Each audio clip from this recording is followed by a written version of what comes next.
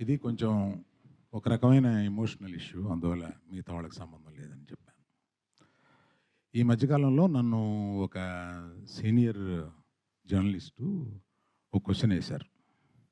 ఈ మధ్య రామ్ చరణ్ గురించి నేను హలో హలో ఆ మైక్ ఇవ్వరా, అక్కడే ఏదో చేసావా? హలో. ఈ మధ్య దిల్ రాజు గారిని నేను నా స్టేజ్ మీద ఆహ్వానించి చెప్పేటప్పుడు నేను రామ్ చరణ్ని తగ్గించాను అన్న ఒక అభియోగంతో నన్ను చాలా ట్రోల్ చేశారు, మీ అందరికీ తెలుసు. దాని మీద సీనియర్ విలేకరి గారు నన్ను ప్రశ్నిస్తే మిగతా అందరూ ఆ సందర్భం కరెక్ట్ కాదని నేను మళ్ళీ చెప్తానండి, ఇప్పుడు వద్దు, ఇప్పుడు నేను కామెంట్ చేయలేను అన్నాను.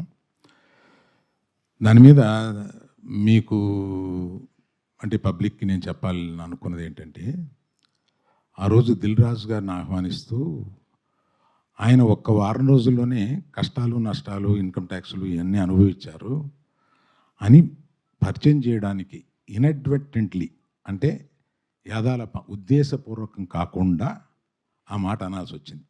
దానికి మెగా అభిమానులు చాలా ఫీల్ అయ్యి దాన్ని ట్రోల్ చేసి నన్ను ట్రోల్ చేసి చేశారు. ఫీల్ అయిన అభిమానులకి నేను చెప్తున్నాను, ఉద్దేశపూర్వకంగా చేసింది కాదు. నేను చరణ్ నా కొడుకు లాంటాడు, అంటే నాకున్న ఏకైక మేనలుడు, అతనికి ఉన్న ఏకైక మేనమావని. అందుకని ఎమోషనల్గా చెప్తున్నాను, ప్లీజ్ లీవ్ అస్ బిహైండ్.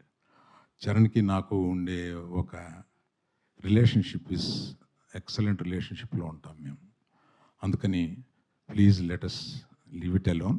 అది కేవలం పొరపాటున నేను దిల్ రాజు లైఫ్ చెప్పడానికి అది వాడి ఉండకూడదని అనిపించిన తర్వాత నాకు. Thank you for your understanding.